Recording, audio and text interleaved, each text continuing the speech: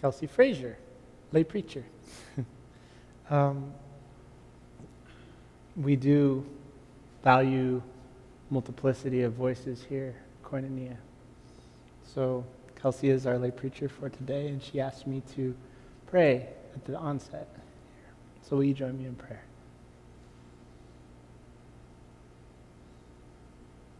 God, may the words of this preacher's mouth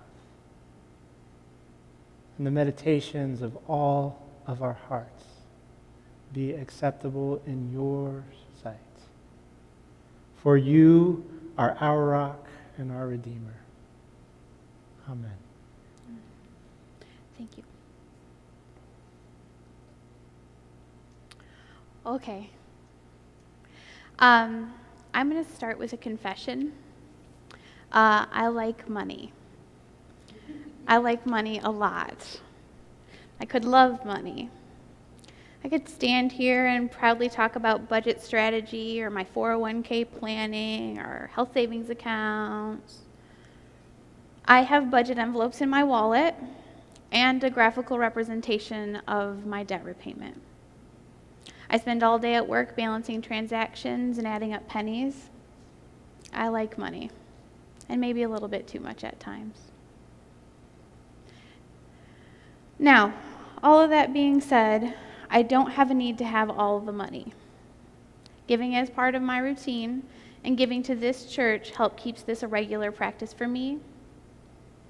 And while it excites me to be a part of keeping this church alive and growing, it doesn't pull at my heartstrings in the same way that random acts of kindness do. Giving gas money to a few ladies at the gas station, or offering my bottle slip returns to the folks in line with theirs. These are the types of giving that leave a greater impact on me. I often don't know what these people do with the gifts I give, but giving it feels sacred to me. I want to share a particular story that happened a few weeks ago. I was in line behind a small family at the grocery store. They had their bags of groceries, and a gentleman pulled out 2 different forms of payment to pay. The first processed, and in doing so, they realized they didn't have enough via the second form of payment to cover what was left. So I stepped up and I ran my credit card. And I expect a few of you are thinking what I would be thinking if somebody else was standing up here and I was sitting where you're sitting. Oh, that's so nice. How sweet. But the point of the story is that I ran my credit card. And if you hadn't caught on earlier, I have debt, and some of which is credit card debt. For someone making graphs about debt repayment or being open to talking about budgets, seems like it's not the smartest move to pay for somebody else's groceries with a credit card. But I did it. Paying for $30 worth of groceries for someone else doesn't faze me. But spending that same $30 on clothes for myself would have never happened. I would have convinced myself that it wasn't worth it. I'd be spending too much on something that wasn't really essential for me. The reality is that I don't know what they had in those bags. It could have been $30 worth of clothing. But it was really never what was in the bags. It was about how giving it makes me feel like I'm making a contribution. It's about this beautiful connection I have to these people I don't know and I may never get the opportunity to know. It's about inspiring others to share the gifts that they have with anyone. In the book of Joy, Douglas Abrams shares that happiness researchers seem to indicate that money can buy happiness, but only if we spend it on other people.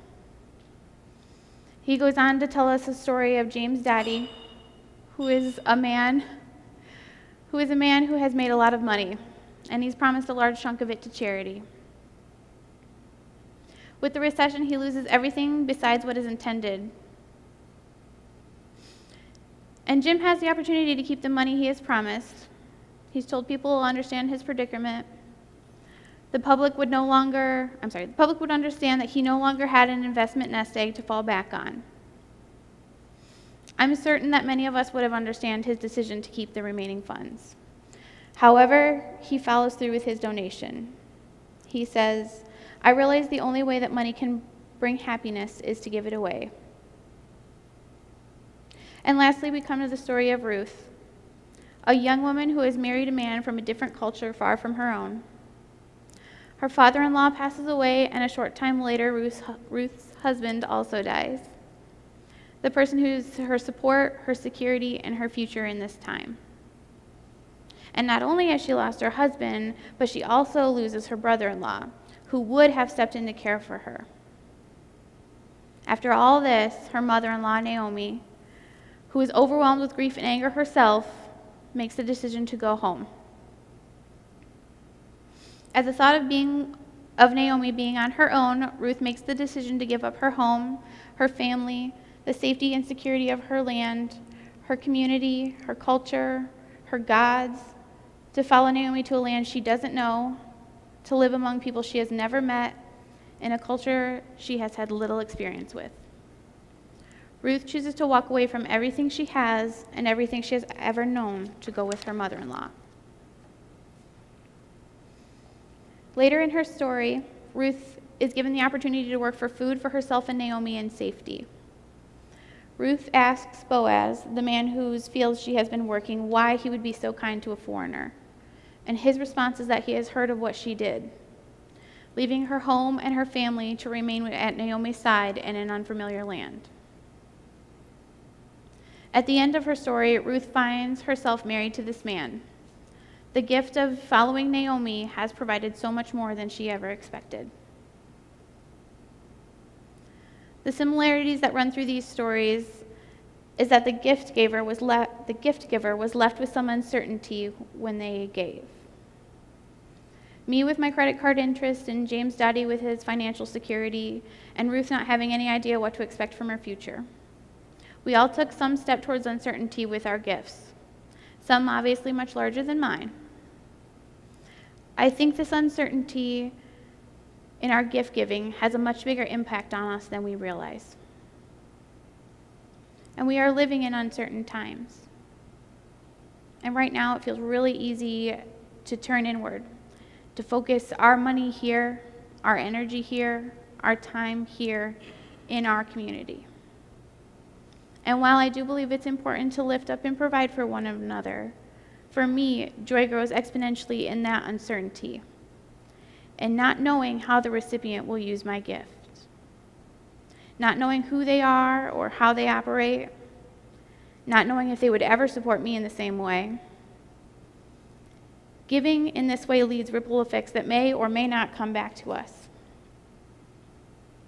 But don't be fooled into thinking that giving in uncertainty doesn't have an impact. Archbishop Desmond Tutu says, "It is in giving that we receive." So we would hope that people would recognize in themselves that it is when we are closed in on ourselves that we tend to be miserable.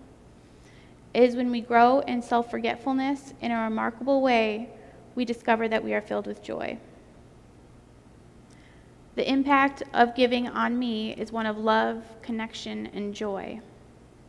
I hope the recipient has the impact of a willingness to share a similar kindness as they move forward. But never really knowing doesn't change the beautiful experience for me.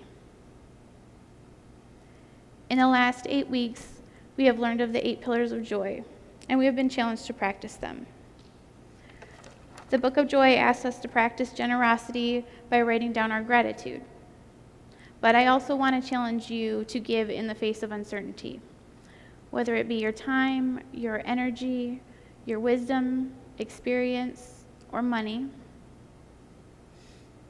I can't promise it will bring you immediate joy, but I can guarantee that you'll walk out of the grocery store not worrying about your credit card debt.